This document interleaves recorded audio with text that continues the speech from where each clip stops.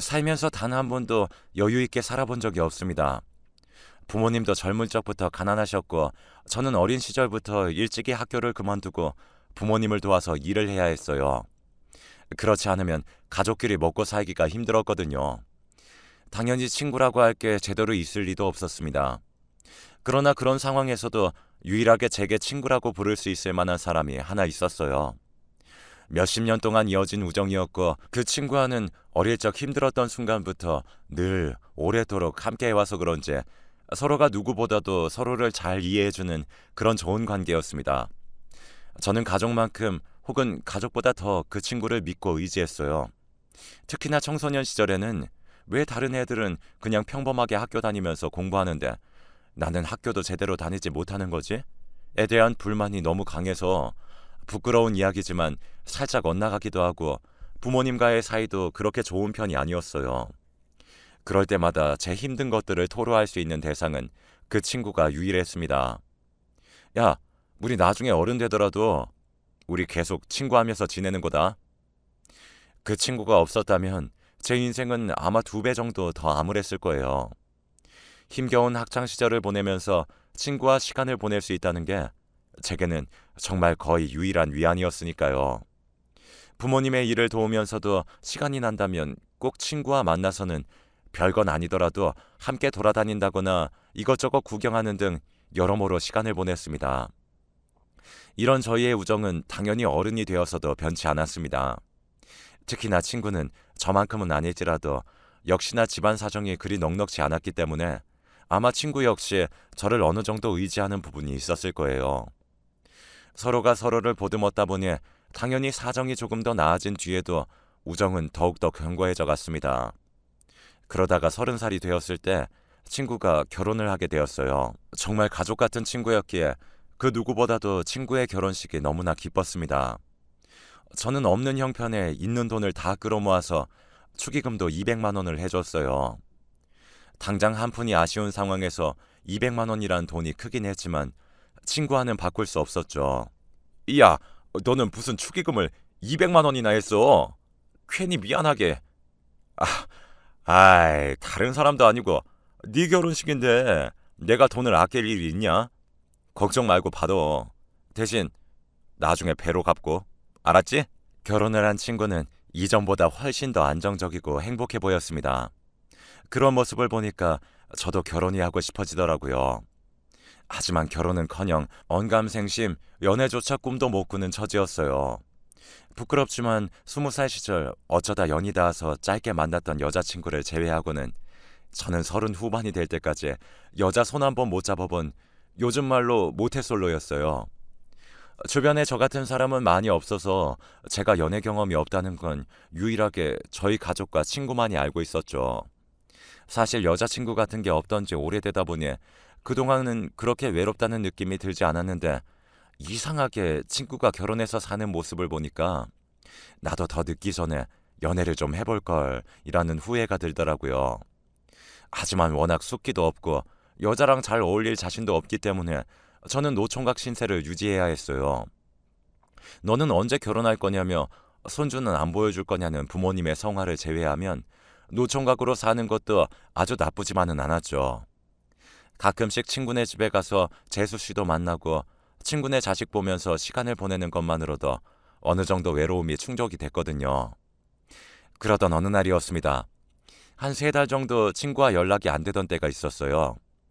원래는 아무리 바빠도 주에 한 번씩은 꼭 전화 통화를 했던 친구였던지라 이렇게 3달 가까이 연락이 안 됐던 적은 처음이라 저는 당연히 친구가 걱정이 되었습니다. 물론 일이 바쁘면 사람이 연락하기 힘들다는 건 모르는 게 아니지만 그럴 때면 문자라도 꼭 한 통씩은 나누었거든요. 그런데 그 시기에는 문자조차 없었기 때문에 집이라도 찾아가 봐야 하나 고민할 정도였습니다. 하지만 기껏 찾아갔다가 괜히 잘 지내고 있는데 방해를 할까봐 고민만 하기를 수차례. 3달 내내 연락이 끊겼던 친구가 갑작스럽게 전화를 했어요. 야, 너 대체 무슨 일이야? 이렇게까지 연락 없던 적이 없었잖아. 아, 미안.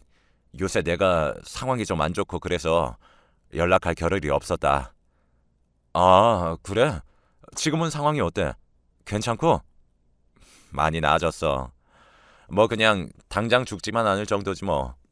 솔직히 아직도 신경 써야 할 게 너무 많아. 그런데 아니다. 너한테 이런 얘기해서 뭐하냐. 오랜만에 연락했는데 괜히 우중충한 이야기 하기 싫어. 왜? 무슨 일인데? 일단 얘기나 해봐. 내가 도와줄 수도 있잖아. 아, 그러면 너 혹시 나한테 돈 좀 빌려줄 수 있어? 내가 너랑 연락 안 하는 사이에 사업을 하나 시작했는데 이게 생각보다 돈이 더 많이 들어가더라고. 그런데 내가 지금 딱 1억 정도가 부족한 상황이라 담보대출을 더 받으려고 해도 이미 대출을 끌었을 수 있는 데까지 끌어서서 더 돈도 안 빌려주더라고. 오랜만에 전화를 한 친구는 이전에 하던 일을 그만두고 사업을 하고 있었다고 합니다. 그리고 사업을 위해서 5천만 원이 더 필요한데 그 돈을 저에게 빌려달라고 부탁했죠. 저에게 5천만 원은 당연히 큰 돈이었습니다. 아마 부모님이 이 사실을 알았다면 미쳤냐고, 아무리 친한 친구라고 해도 어떻게 5천만 원을 턱턱 빌려주냐면서 뭐라고 했겠지만 저는 다른 사람도 아니고 그 친구에게라면 비록 전 재산이 5천만 원이라고 할지언정 아무런 거리낌 없이 빌려줄 수 있었습니다. 그래서 저는 걱정하지 말라고 5천만 원까지는 있으니까 그 정도 돈은 빌려주겠다면서 친구에게 바로 5천만 원을 송금했어요. 사실 제가 만약 친구처럼 가정이 있는 상황이었다면 아무리 그렇게 친한 친구고 믿는 친구라고 할지언정 5천만 원을 빌려주지 못했을 겁니다. 하지만 불행인지 다행인지 몰라도 제가 여자친구 하나 없는 노총각이었기 때문에 조금 더 자유롭게 돈을 빌려줄 수 있었죠. 제가 준 5천만 원을 받은 친구는 너무 고맙다면서 전화로 거듭 인사를 하고 말했습니다. 내가 이 돈 꼭 갚을게. 사업 성공해서 너한테 배로 돌려줄 거야. 돈을 빌려줄 당시 배로 갚는 걸 기대하고 그런 건 당연히 신경 쓰지 않았어요. 제게 중요한 건 오로지 친구가 이 돈을 이용해서 정말 원하는 대로 사업을 꾸려나갈 수 있는 것뿐이었습니다. 저는 마지막까지 전화로 친구를 응원한 뒤에 통화를 끊었어요. 그리고 그 뒤로는 일부러 친구에게 연락하지 않았죠. 다른 상황이면 몰라도 저에게 돈을 빌린 입장에서 친구에게 연락을 자주 한다면 제 의도가 그렇지 않다고 할지언정 친구는 그걸 일종의 독촉으로 생각할 수 있다는 생각이 들더라고요. 안 그래도 힘든 상황에서 사업 꾸려나가려고 애쓰는 친구에게 제가 부담 주고 싶지 않았어요. 그리고 한편으론 친구에 대한 믿음도 있었죠. 몇십 년 이상 알아온 사람이기 때문에 당연히 알아서 돈이 생긴다면 갚을 친구라고 말이죠. 하지만 1년이 지나도록 친구는 연락을 하지 않았습니다. 심지어는 제 생일도 말이죠. 다른 날은 몰라도 서로의 생일 같은 경우에는 만나서 식사를 함께 했기 때문에 굉장히 이례적인 일이었습니다. 돈을 빌려줬다고 할지라도 저는 그런 특별한 날에는 당연히 이전처럼 평소와 똑같이 시간을 보내고 어찌됐든 둘 사이에 금전적인 관계가 추가됐을지언정 기본적인 관계는 친구이기 때문에 그런 중요한 날에도 연락이 없는 건 좀 이상하더라고요. 그래서 기다리다가 제 생일이 지나고 한 2주일 뒤에 제가 먼저 친구에게 연락했습니다. 그런데 지금 거신 번호는 없는 번호입니다. 다시 한번 확인하고 걸어주세요. 10년간 바꾸지 않았던 친구의 전화번호가 바뀌어져 있었습니다. 정말 믿기지 않은 이 현실에 몇 번이고 친구에게 전화를 걸어봤지만 수화기 너머로 돌아온 대답은 똑같을 뿐이었습니다. 저는 그 길로 친구의 소식을 어떻게든 수소문하려고 했어요. 그 결과 친구가 어디 있는지는 알지 못했지만 친구가 어떤 상황인지는 알 수 있었습니다. 제게 빌린 5천만 원과 본인이 투자한 돈으로 호기롭게 사업을 시작했던 친구는 얼마 안 가 사업이 처참하게 망해서 본인 돈은 물론이고 저에게 빌린 5천만 원까지 모두 날린 상황이었습니다. 빚쟁이들이 쫓아오는 통에 이전처럼 평범하게 살 수 없었던 친구는 야반도주를 했겠죠. 친구인 저에게 연락도 하지 않고 말이죠. 실망을 하지 않았다면 거짓말일 겁니다. 저는 아무리 힘든 상황이 있어도 친구가 저에게는 연락을 할 거라고 생각했기 때문이에요. 그리고 화가 났어요. 정말로 저는 당시 제 돈을 모두 탈탈탈 털어서 친구에게 줬던 겁니다. 물론 사업이라는 게 실패할 가능성은 당연히 있는 것이기 때문에 제가 빌려주기로 한 이상 그런 부분은 당연히 염두에 두고 있었어요. 하지만 친구도 제가 전 재산을 빌려줬다는 걸 아는 상황에서 설마 저한테 이런 반구도 없이 그냥 자기 살려고 그렇게 훌쩍 도망을 가버릴 거라고는 상상도 못했습니다. 저는 친구의 야반 도주를 알게 된 시점으로부터 제 인생에서 가장 좋은 친구 하나를 잃게 되었어요. 그 뒤로는 막말로 정말 개처럼 돈 버느라 바빴습니다. 원래 못했던 연애를 그때 가서 할 수 있을 리도 없었고 그냥 조금이라도 먹고 살기 어렵지 않게 환경을 만들기 위해서 시간이 나면 무조건 잡일이라도 하러 밖에 나갔어요. 혼자 집에 있으면 자꾸 그 친구가 생각이 나더라고요. 그러면 슬퍼지고 고통스러워졌기 때문에 일을 하면서 기분도 환기시켰습니다. 저는 그렇게 그대로 친구가 평생 저에게 연락을 안 할 거라고 생각했어요. 애초에 연락할 사람이었으면 도망가기 전에 문자라도 남기지 않을까 싶었거든요. 그런데 그런 제 예상과는 달리 친구의 야반도주 사실을 안 지 반년 뒤에 친구에게 전화가 왔습니다. 처음에는 모르는 번호라서 친구라고는 상상도 못하고 받았는데 목소리가 딱 친구였죠. 이전과는 달리 많이 쉬고 아픈 듯한 음성이긴 했지만요. 네가 무슨 염치로 나한테 전화를 한 거냐? 아직 안 죽고 살아는 있었네? 정말로 미안하다. 그런데 내가 꼭 너한테 할 말이 있어. 나 꼴도 보기 싫은 거 아는데 이번이 마지막이라고 생각하고 한 번만 만나주라. 왜? 돈 준비해서 돈 주려고 만나자고 하는 거야? 돈 준비되기 전까지는 안 만날 테니까 돈 준비되면 그때 연락해라. 재수 씨랑 네 자식 때문에 지금 참고 있는 거니까. 아니, 그게 아니라 제발 한 번만 만나주라. 할 말이 있어서 그래. 친구는 직접 얼굴을 보고 하고 싶은 말이 있다며 저와 만나달라고 하면서 한 병원의 주소를 알려주었습니다. 저는 그래서 친구의 아내나 자식의 병원에 입원해 있는 거라고 생각을 했어요. 그런데 막상 병원에 누워있는 것은 친구였죠. 심지어 그냥 조금 아프고 만 것이 아닌 말기 암이었습니다. 게다가 죽을 날까지 이미 받아놓은 상황이었던 거죠. 친구는 자신의 얼마 안 남은 생 속에서 제게 꼭 사과하고 싶었다고 합니다.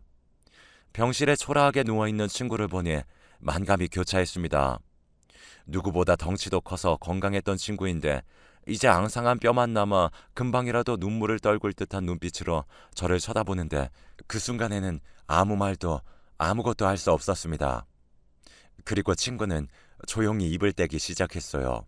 네가 얼마나 큰 맘 먹고 그 돈 빌려줬는지 내가 모르는 게 아닌데 그땐 당장 빚쟁이들이 쫓아오고 그러는 게 너무 무서웠어. 그리고 네 앞에서 고개 들기도 힘들었고 그 돈은 내가 정말 2배 넘게 돌려주려고 했었는데 2배는커녕 원금까지 깎아먹었으니 내 스스로가 너무 밉고 이런 나를 네가 어떻게 생각할지 몰라서 연락하는 게 너무 두렵더라. 하지만 아무리 두려워도 그랬으면 안 됐는데 정말 미안하다. 깡마른 얼굴과 몸으로 제게 사과를 하는 친구를 보니 참 이걸 뭐라 말해야 할지 모르겠더라고요. 하지만 그러면서도 그 당시에는 화가 많이 나 있었어요. 돈 때문에 화가 난 게 아니었습니다. 단지 이 친구와 나와의 우정을 생각한다면 미리 저에게 상의를 했어야 했고 그렇지 못하더라도 단 한마디라도 남겼다면 저는 그 친구를 믿고 기다렸을 텐데 말이죠. 그런데 배신감이 어찌나 컸던 건지 그런 친구의 모습을 보고 있으면서도 실망감은 쉽게 누그러지지 않았어요. 그래서 친구가 사과를 해도 저는 아무 말도 없이 묵묵히 듣기만 했죠. 친구는 그런 제 마음을 이해한다는 듯 제게 답을 구하지 않고 죽는 그날까지 제게 사과를 했어요. 하지만 사과를 하면서 한 가지 부탁을 한 것이 있었습니다. 내가 나중에 죽고 나면 우리 영은이랑 민지만 이 세상에 남는데 솔직히 잘못은 다 내가 한 거야. 내 아내랑 딸은 죄가 없잖아. 그러니 부디 가끔씩이라도 내 가족한테 좀 들러주라. 이전 같았으면 그런 부탁을 하지 않았더라도 제가 먼저 나서서 친구 가족을 챙기려고 했겠지만 이미 저에게 친구는 더 없는 배신자였습니다. 물론 친구가 죽는 것이 마음 아프긴 했지만 그것과는 별개로 냉정하게 봤을 때 친구에게 받아야 할 5천만 원이 남아있는 것도 사실이고 그리고 그 전에 친구가 제게 빌린 돈을 갚기는커녕 마음대로 도망가서는 연락도 하지 않고 막말로 죽기 직전이 되어서야 연락을 해서는 뒤늦게 사과를 하는 것도 모자라 자기 가족까지 돌봐달라는 이야기를 하는 것이었으니 그게 제게 좋게 보일 리가 없었죠. 그렇게 친구가 먼저 하늘나라로 갔습니다. 그렇게 되니까 친구 아내를 보기가 참 그렇더라고요. 비록 처음에는 모르는 사이였으나 친구네 집에 자주 놀러 가면서 장난식으로 재수 씨 하면서 인사를 하며 개인적으로 참 많이 친해진 사이였는데 이제는 이전만큼 친하게 지내기는 어려웠으니까요. 심지어 이제는 말 그대로 채무 관계가 저희 사이에 생긴 상황이었으니 저는 악착같이 친구 아내를 죄어가며 돈을 받아내기 위해 압박할 수밖에 없었습니다. 친구 아내는 원래 전업주부로 집에만 있었는데 친구가 죽고 나서는 어떻게든 자기 딸과 둘이 살아갈 생활비를 마련하기 위해 더 나아가서 저에게 돈을 갚기 위해 일을 하기 시작했어요. 솔직히 처음에는 그렇게까지 가혹하게 뭐라고 하려고 한 건 아니었는데 나중에 정신을 차려보니까 제가 무슨 대부업 사채업자처럼 악마같이 빚독촉을 하고 있더라고요.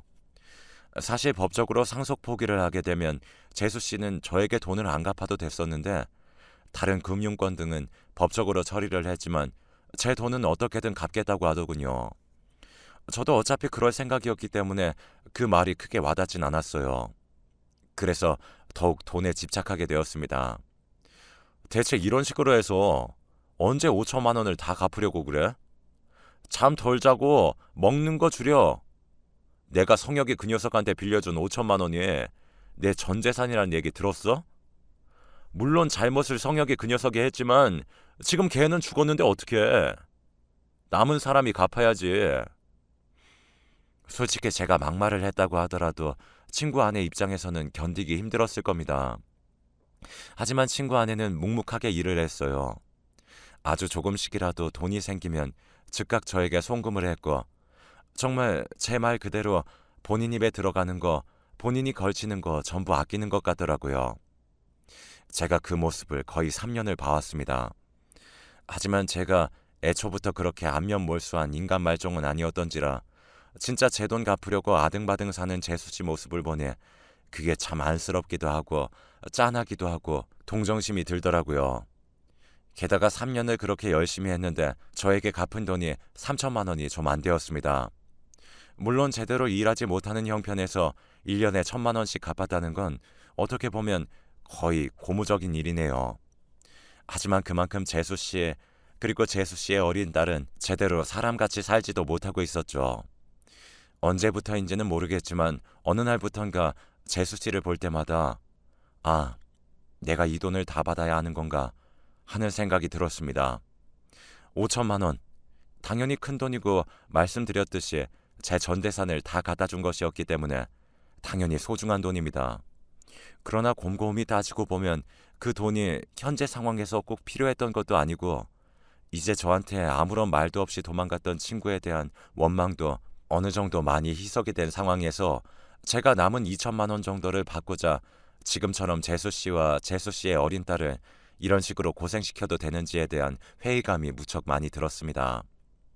그러다 보니 문득 이런 생각이 들더라고요. 그냥 못 받는다고 생각하고 신경을 쓰지 말아야겠다.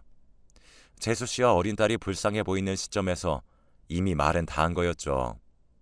그렇게 되니까 그냥 이런 생각도 들더라고요.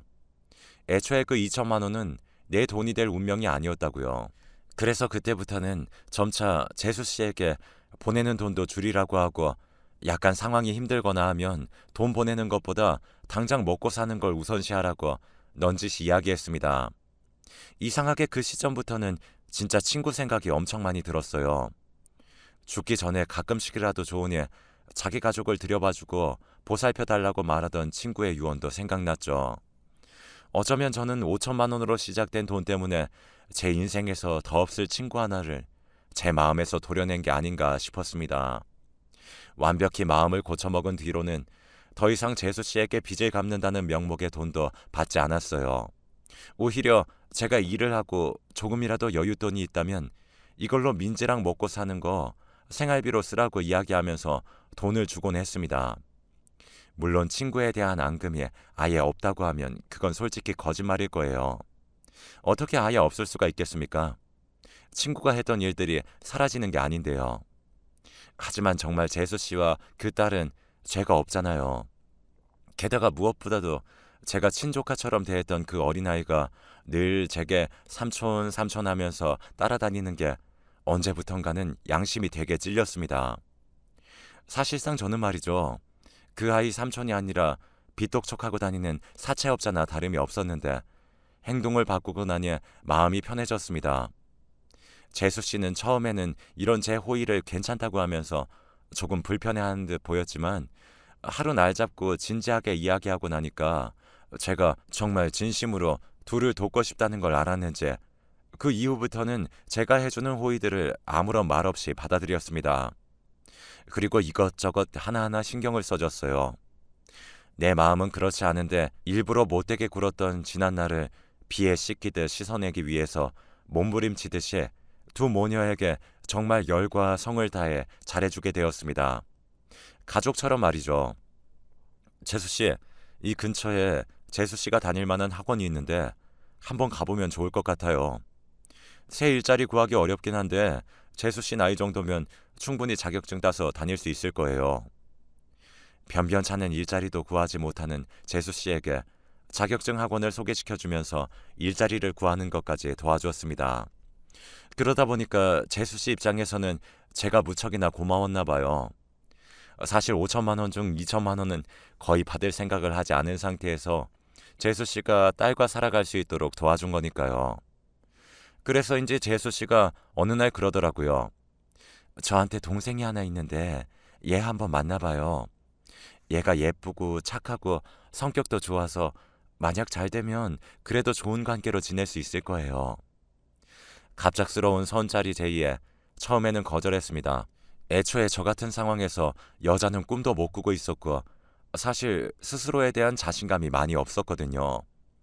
하지만 제가 아무리 거절을 해도 재수 씨가 꼭 사귀지 않아도 된다면서 한 번만 만나보라고 성화를 하는 통에 그래, 한 번 정도는 괜찮겠지 라는 마음으로 선자리에 나갔습니다.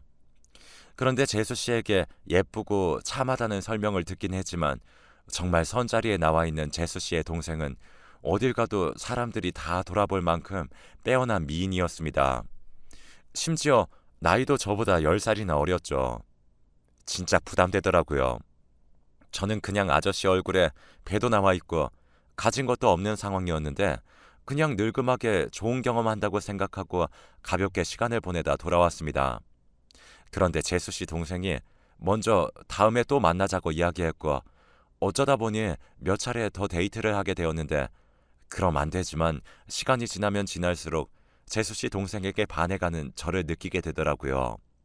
놀라운 것은 재수 씨 동생 역시 저에게 호감을 보였다는 겁니다.